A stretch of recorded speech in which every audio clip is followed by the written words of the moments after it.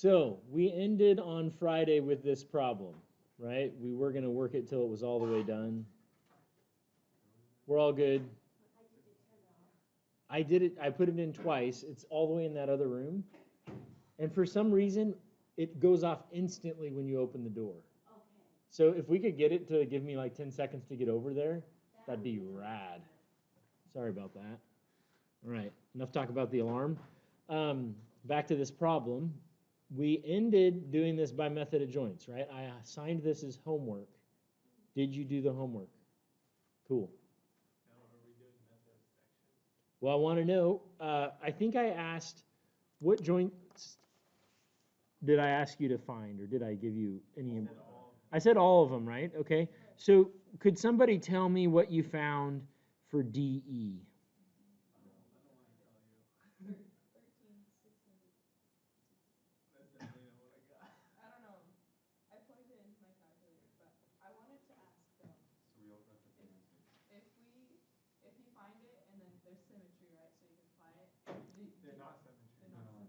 No. Yeah, so the question is, could you use symmetry here? And you can't because the loads are not symmetrical. So it's not going to be the same as you go across. Yeah. So we don't have any consensus on what the load in member DE is? Nope. I can tell you, but actually I don't even want to tell you. Nobody? Joseph, what'd you get? You got 33,541.7. In compression. You got what? 33,547. 33,000. I don't know what happened there. Have another vote for 13,000. Jason, did you happen to do this problem?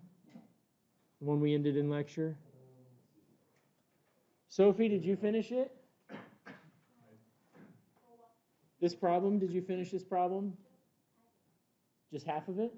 So did you get what the load in member DE is by chance? No.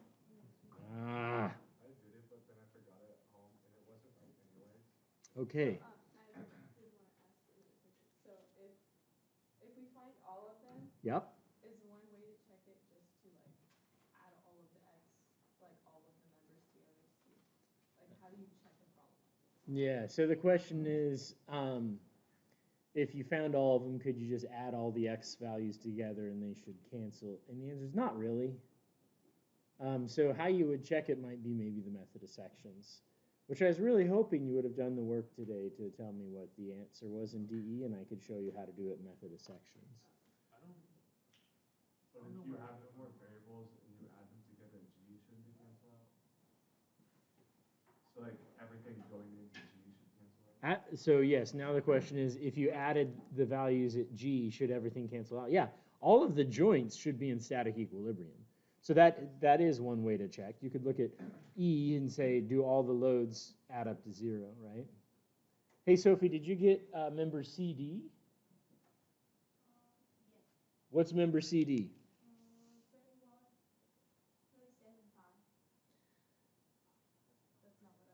21,275, like that? 375? 21,375. Okay, so is member DJ a zero force member? Yeah. Yeah, so we could say that DE is also 21,375. Anyone else get 21,375? I got 33,000. All right, so far in class we have a variability of, plus or minus 50%. So that's not going to work in engineering, okay? Just saying. So I think my point here was, look, the method of joints in a truss like this is going to be, the word I would use is arduous, right? There's a whole lot of joints to bounce your way across to find out what the load in member DE is. Would you agree with that? How about this? Did you guys end up with finding what the reactions are at A and G? Yes. What'd you get for the reaction at A? 9,500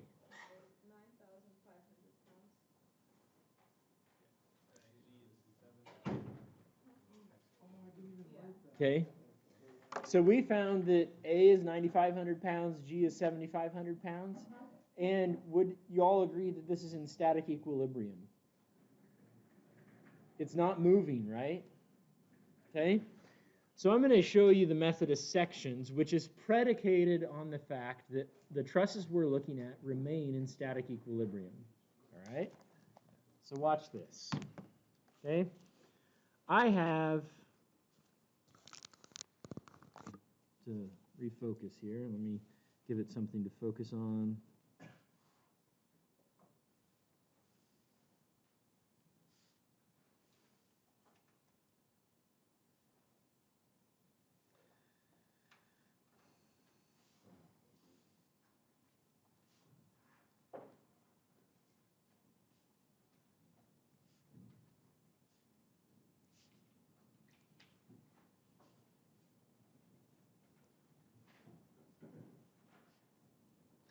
Forgive me, I didn't get my angles exactly right, but you get the idea. 4 kip, 8 kip, and 5 kip, right? Okay, let me focus that. Told you if you slow me down on the video, it's like listening to drunk history. Well, I just try and make it unfocused sometimes too, so then it's really like drunk history engineering. Okay. 9,500, 7,500, right? We've solved for this. And I've told you I want to know what's going on in that member right there, okay? Now this is in static equilibrium, and here, today what I'm going to introduce to you is a concept that you are going to use throughout your engineering education, and that is that if you want to know something about the inside of something, you cut it open, right? So you could think about that if you wanted to know something about the insides of an animal, I guess, to be quite gross, you could cut the animal open. If you want to know what your kidneys look like, you could do that. Totally gross. In engineering, fortunately, we don't do that. If you want to know what the insides of a bridge look like, you cut it open, okay? And you expose the forces. So we're going to go ahead and cut this bridge right here. All right? And this makes a rigid body that looks like this.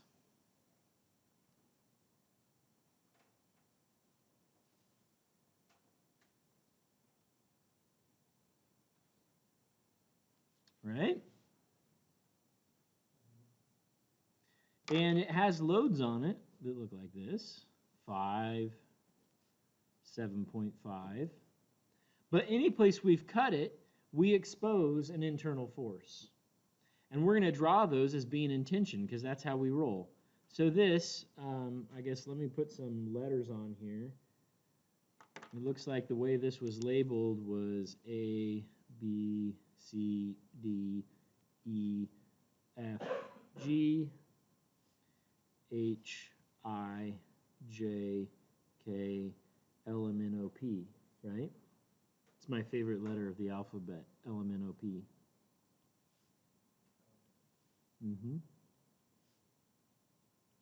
Right? Everybody good with this? So when I've cut this open, I've exposed, you could call it T or F, but I'm going to call it E, D, T, E, J, and T, I, J, right? Sorry, this guy doesn't, it's a little wonky.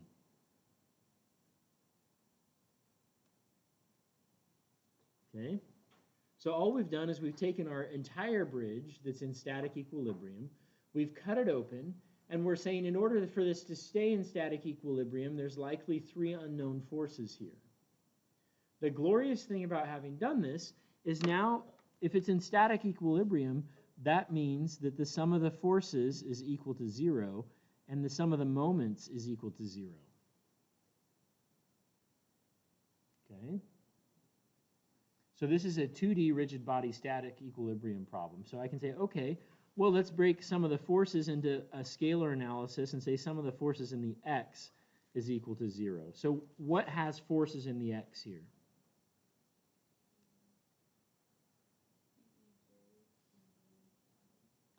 T, E, J. And how much of T, yeah, that's in the negative direction. And how much of T, E, J do we have going in the negative direction? You might recall that all of these end up being 3, 4, 5 triangles, right? So we'd have 3/5 TEJ. Looks like TED also goes in that direction. And TIJ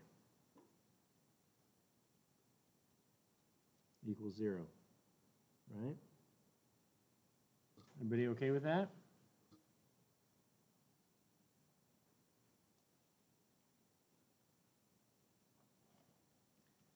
Some of the forces in the Y. What has components in the Y? Yeah, we're going to have negative TEJ times what? 4/5. That's the component that's in the Y. What else acts in the Y? Yeah. 5,000 plus 7,500. Right? Because we have 5,000 down and 7,500 up. So we can solve for TEJ right there. Bada bing. Right? Now, lastly, so those are all the force equations we can write because we're in 2 dimensions. What about a moment equation? We can sum the moments about a point, and it has to equal 0. What point would you like to choose for summing moments about? Why E, Liana? Yeah. E is a great point to sum the moments about because E has TEJ going through it. Imagine if I chose I here. I'd have to figure out the perpendicular distance of EJ from I. That would suck. Or I could break it into components, which is probably more likely what I would do. But it'd be easier just to select E as the point about which I sum the moment. That will eliminate that. And then we know the distances for everything else. So if I'm summing my moments about E here then, let's start with TIJ. So I'll have TIJ. Looks like it's going to be in the negative direction, and it's 12 away because, sorry, I haven't, this thing is 12 high, and these are 9, each bay or whatever section of the truss is 9 wide, okay? So TIJ times 12 in the negative. What else causes a moment about E? The 5 absolutely does. Positive or negative, Liana? Plus a negative 5. And since I'm using thousands here, actually I should use thousands here. So I'm going to say 5,000 times, what's the distance? 9. Anything else?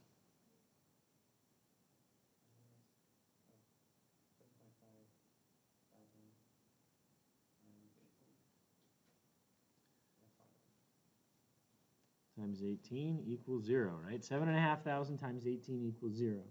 So now I have 1, 2, 3 equations with 1, 2, 3 unknowns.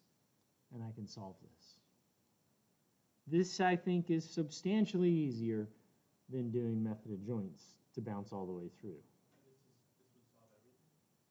Well, no, this is, I just wanted to know the load at, remember ED, this does that for me. If I actually need the load of every single piece, then I'm going to need to do method of joints. But if I'm just concerned about one particular member, right, I can go ahead and do this analysis, and it will give that to me.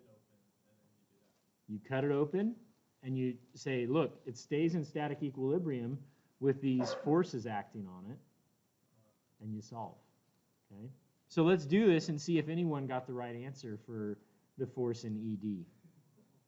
Right? Somebody get out your calculator, right? And tell me what, let's see, that's going to be 2,500. 2,500 times 5 divided by 4. That's going to be 1,250 divided by 4, 3,133. Am I right?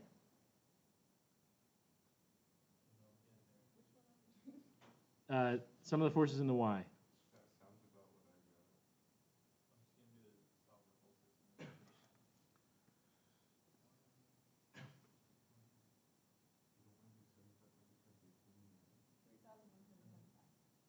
3,125? That's close. Okay. Then we can come down here and solve for Tij.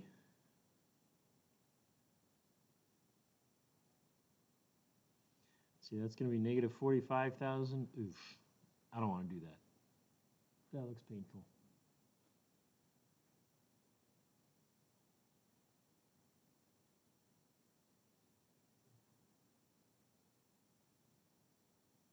Calculator broken? Minus 10,000 points for not coming prepared today. That's a lot when the quizzes are only worth 10 each. Just saying.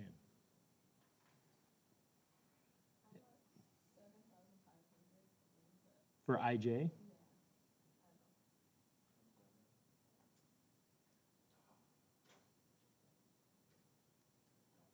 Okay, so Lance and Liana get 7,500. Sounds reasonable. So then I can substitute those two back up into here. And you can solve for TED.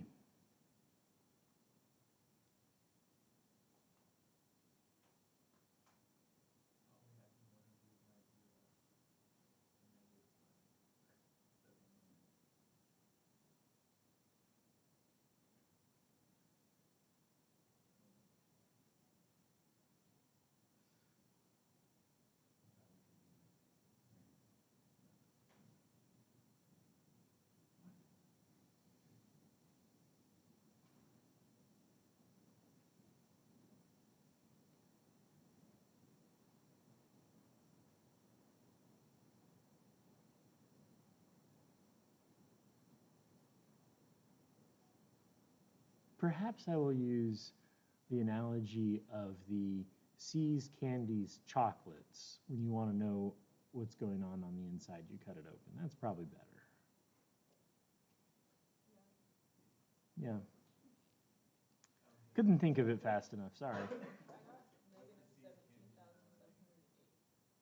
Lance, did you get negative 17,000?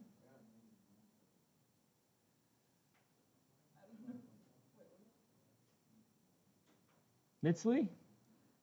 Anything? Did you get anything for TED?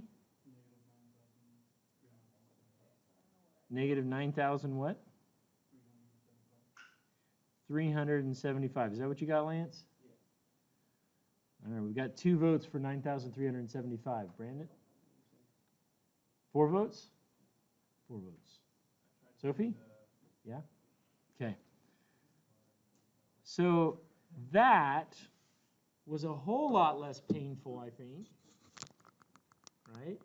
Doing this analysis is a whole lot less painful than starting at A, looking at the joint at A, looking at L, looking at B, looking at K, looking at C, looking at J, looking at D, and then finding your answer.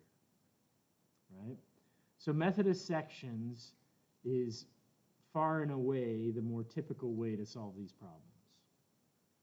Okay? So let's do another one. Right? Let's do the inverted Barney looking truss.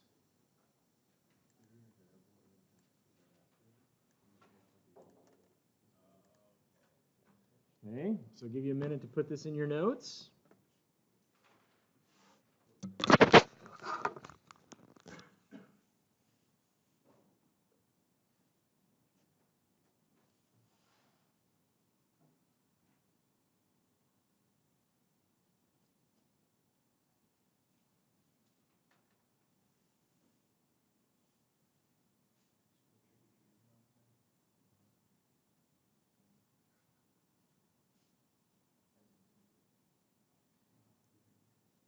I did. Absolutely, I went trick-or-treating with my kids. I'm a trick-or-treating Nazi. I feel like my parents deprived me of the opportunity to trick-or-treat as much as I wanted. Really? Absolutely. And so I start us at 4 o'clock. Oh my God. And this year, actually, I waited till 5 because my kids are getting a little bit older. And so, but when they were little enough, I felt like 4 was justified because, you know, bedtimes and things like that. They don't need to know how late we're staying up, actually. But yeah, no, we did a solid 5 to 8. They started whining that they were thirsty, and I said, shut up and keep walking. You got work to do here, son. Unfortunately, though, they are starting to revolt against my dad tax. And they bagged their candy this year, which sucks. They like sorted it this morning before I got out of bed. They had all their candy sorted and they put it in Ziploc bags, which makes it much more difficult than when it just stays in the pillowcase and you can just grab out of it after they're in bed. Like, oh, they totally counted it. Those little jerks. How old are they? 6 and 9. Yeah, I probably brought this upon myself, to be honest, but I'm a big supporter of trick-or-treating.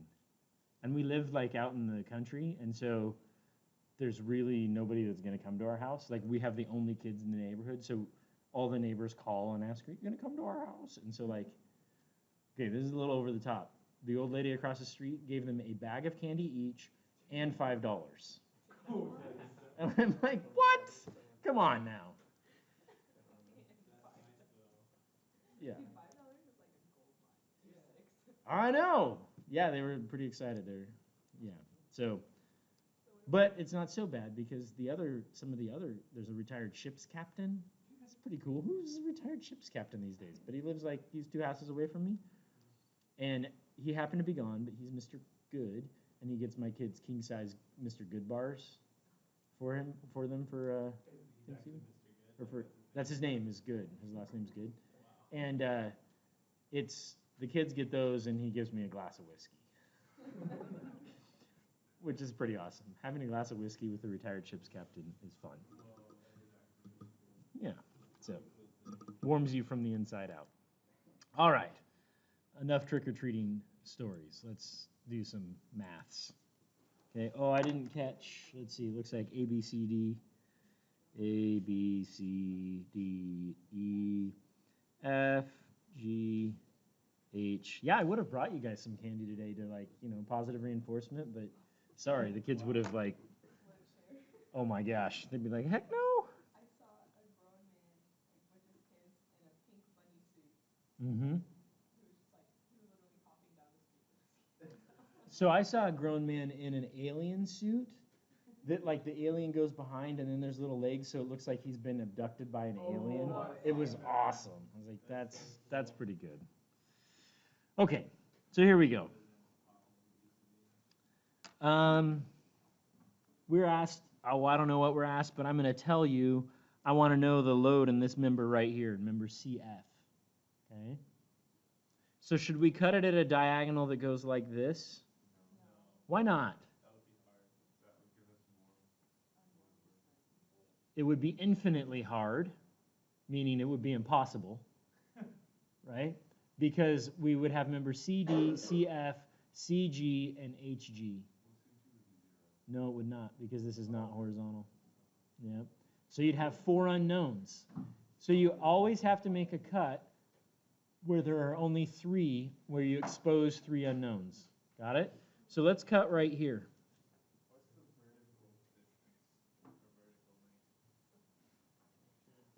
It's yeah. So it looks like the vertical height here is 3, and then there's another 2 down there, and then is 5. These are each 5 long. Okay. Now, can I just solve this with cutting it? Is there anything I should have done first before I cut it? Yep, find the reaction at E, right? So we're going to have some EY, and we're going to have some AY, right? So before I can cut it, not always, but in this case definitely, because if I just cut it there, I would have an unknown reaction EY plus the 3 CD, CF, and FG, right? So I wouldn't be able to solve. So if you get to that point, be like, oh, I need to go back and solve for the reaction. So let's do that. Is this symmetrical? No. So we can actually solve for the reaction at E, which is all we need, in 1 step. What is the 1 step needed?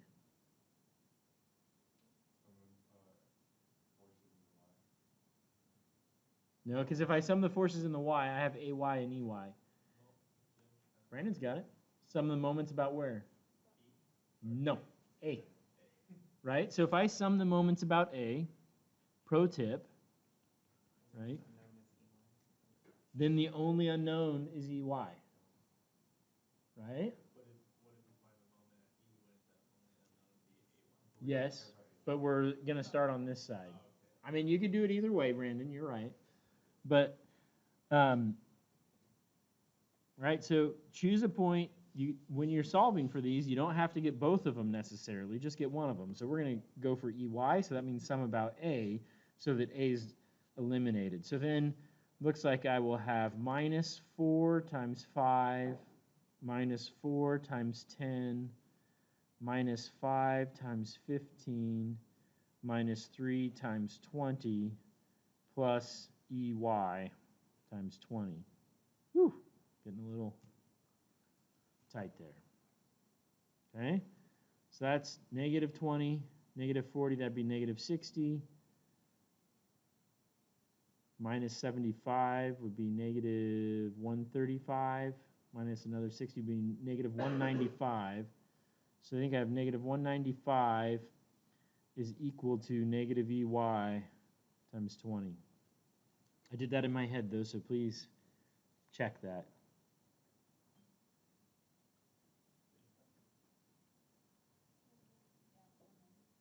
Okay, so then EY is going to be like 9,750? 9,250? 9,000 something.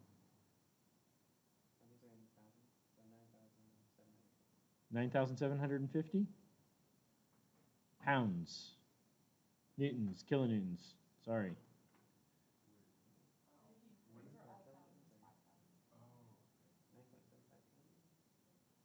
Yeah, sorry, it'd be 9.75 kilonewtons. Okay. I don't know where I got the thousands from. I guess I was thinking kilo. This is a giant decimal point. So I want you to make sure it's 9.75. Okay. Full stop. That's right. Everybody good with why we did this? Why did I do this, Mitsley? Why? But I mean, yes, I did this to find EY. Why do I care what EY is? Yeah. No. Okay. Shocker. Brendan wasn't paying attention. There's a surprise. Wow.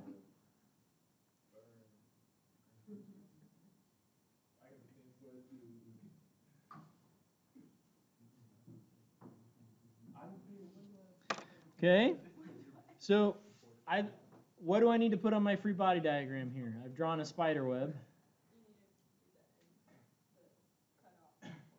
The cutoff forces, right? So that means I'll have F CD. I'll have F CF, and I'll have F GF. Is that all the forces that act on this?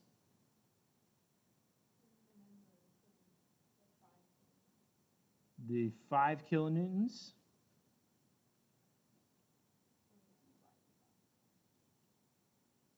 And the EY we found of 9.75 kilonewtons.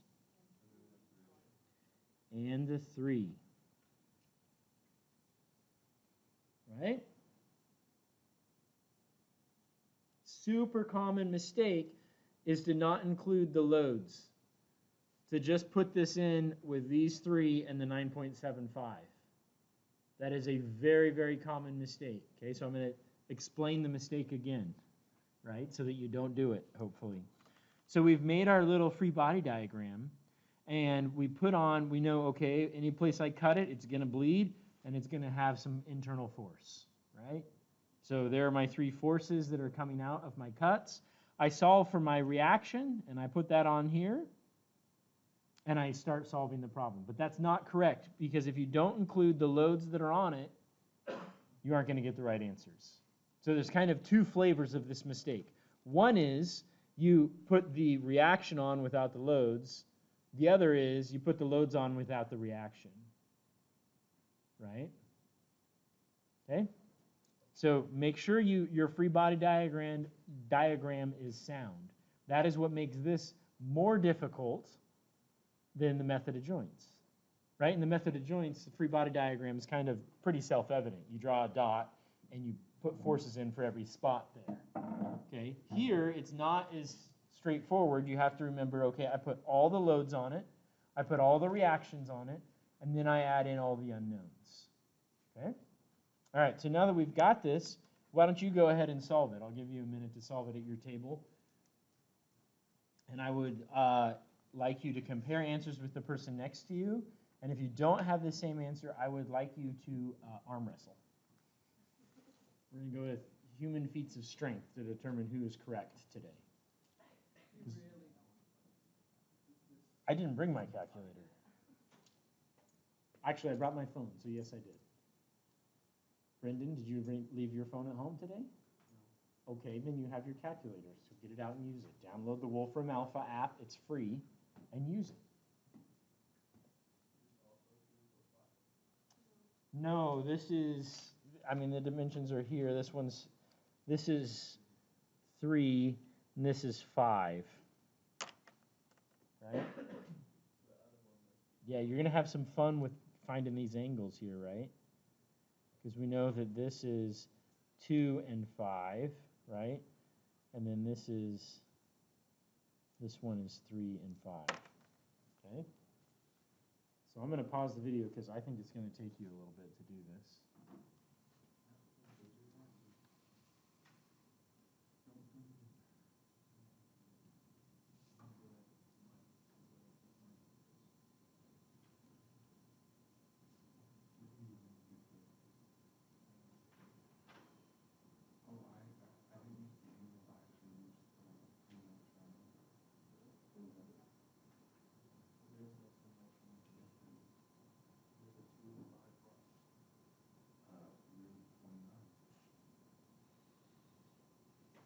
Did anyone get the angle? What is the angle? The 3, 5?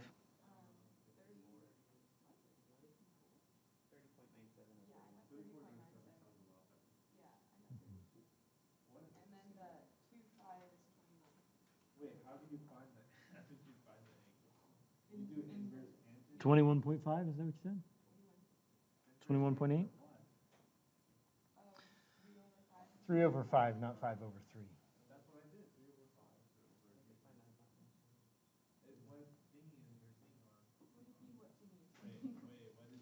You're probably on radians. Mine's on the, oh, it is on radians. Yeah, that's the problem. It's because I did it on my phone, I didn't switch it, because I got my calculator jacked. I would choose better people to sit by if you're having problems with your calculator being stolen.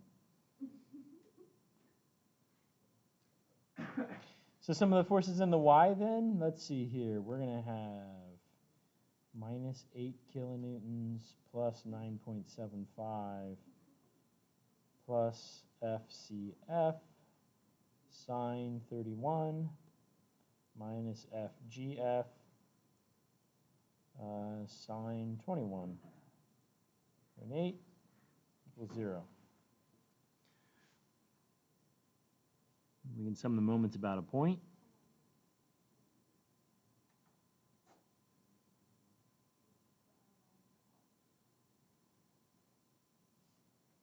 And I'm going to choose the point F.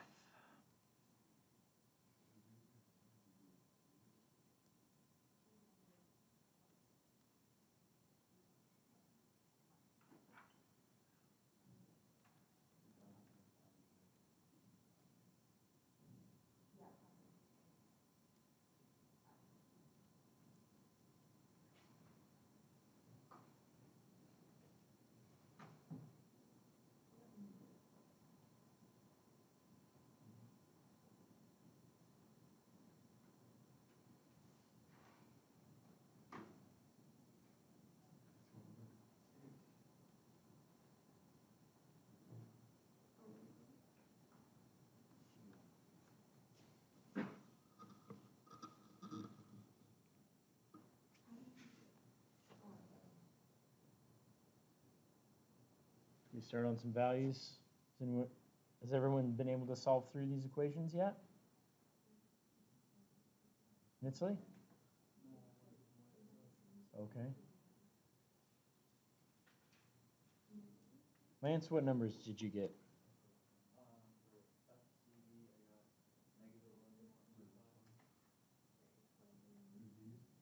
Uh-huh. Mm-hmm.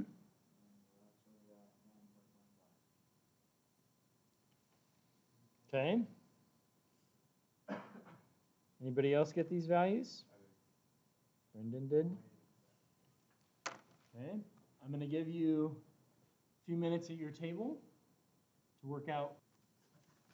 So let's see about doing another one. I'm going to drive you nuts on these because this is like statics bread and butter. Like, got to be able to do this. And we're going to do frames and machines on Monday. And that's section 6 in the book. And you need to be able to nail it with method of sections to be able to do frames and machines. Frames and machines I didn't get when I took the class. I didn't understand the difference between a frame or a machine and a truss. So hopefully I can help you with that on Monday. But I want you to nail this method of section stuff. So please do 644, soup to nuts, right? From beginning to end at your table. 644. It's the same picture for both. Yep. Sorry. So. No, because you're looking for, it says B, E, E, F, and C, B. So B, E, E, F, and C, B. So just slice it across.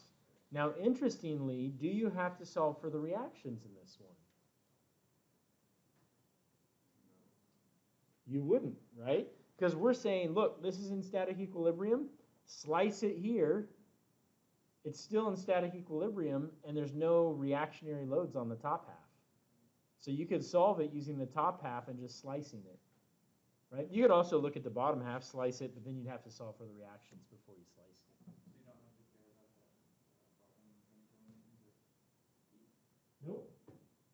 Because if I slice it here, so the question was, you don't have to care about this 10 kilonewtons at B if I slice it here. And that's correct, right? If I were slicing it right here, that 10 kilonewtons would matter. But right here, it doesn't actually have an effect on the structure. Okay? Now, if this structure was supported up here instead, then it would matter. You'd have to solve for that because you'd have to solve for that reaction before you solve the problem. Right? Okay? So go ahead. I'll pause it again. If you're watching the video, please stop.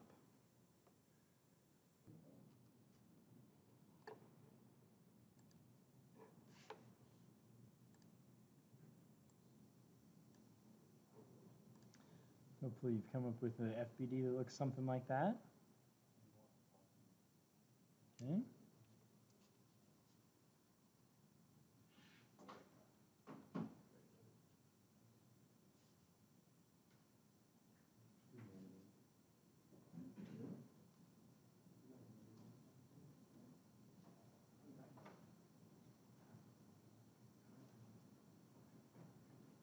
Oh, you got negative.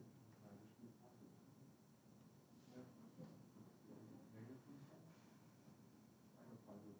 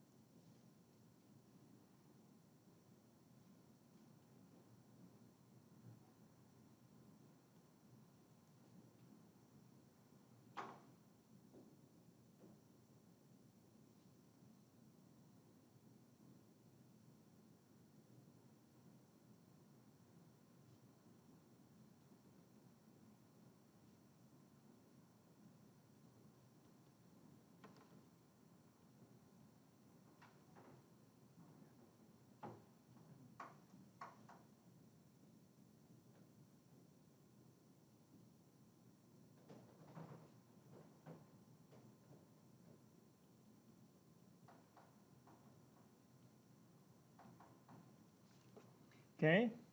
Did you get some equations that look like this? What'd you get for TEB?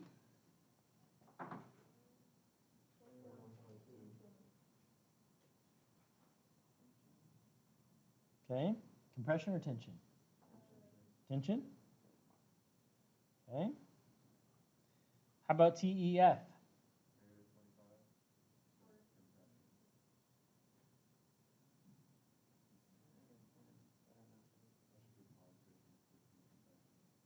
Sure.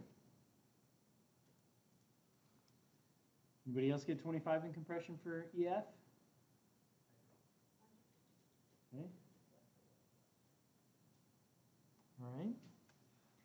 Now, one cool thing that we haven't done yet in an example is that you don't always have to choose a point to sum the moments about that's on the body. So we also could have chosen point, is this C down here? No, B. We could have chosen point B, which is off of the body, right? So if I sum the moments about this point that's off of the body, it still has to be in static equilibrium, so it can't be twisting around there. And that would eliminate TCB and TEB from our analysis and just leave us with TEF, right? Yeah, so we just, we summed the moments about E, because that eliminated TEB and EF. But I could also sum the moments about B down here, right? B, yep. And that would eliminate CB and EB, and we could find TEF, right? So you can choose, if there's a convenient point to sum that cancels a bunch of forces, choose it. Like E or B. But I'm saying there's some cases where this point is going to be off of the body. The convenient point to sum them about is off of the body. You can still use that. Okay? All right. So we're not going to cover space trusses in the text. Okay? It is something that if you need to use them, you certainly are going to be able to do that. Okay? You will always know the direction in space trusses as long as they're two force members. The difference is you're doing a three-dimensional analysis. And so, like if you get some beautiful thing like that, right, and you need to figure out all the forces in it, you're probably going to have to use method of joints, right? Or you could use method of sections, but you're going to need to use those unit vectors, right? So you'll have to come up with position vectors for all of the members. So for like EB, EA, ED, EC, and all of those to figure out what their unit vectors are. And then have the unknown loads that are in them, like TEB, times its unit vector. So then as you sum in the X, Y, and Z, right, you have the unknowns of those times their unit vectors. Okay? They're doing method of joints there. Method of sections would work as well. It's just, then you have 6 equations, right?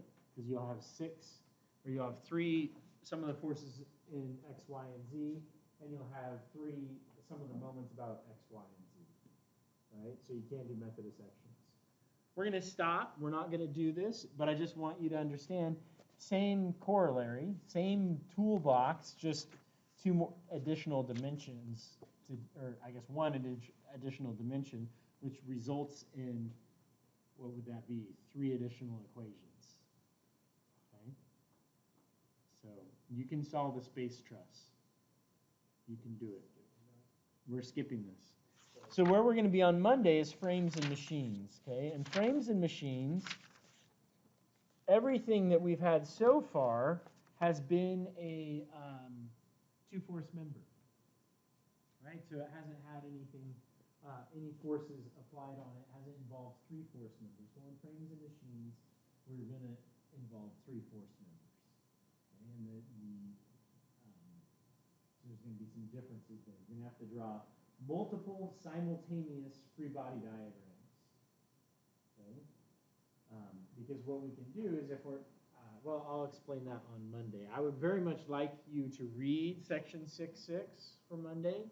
You have a graded problem for this weekend that you need to do both method of sections and method of joints, right? So you should have been able to do method of joints before today, Hopefully after today you can do method of sections, okay? And you will have a quiz on Monday that will be a truss type problem. I'll let you solve it however you want. It will be time limited though, right? So 10, 15 minutes. So I would highly recommend that you work enough method of sections problems over the weekend that you don't have to use method of joints, because I'm guessing you'll run out of time if you do method of joints.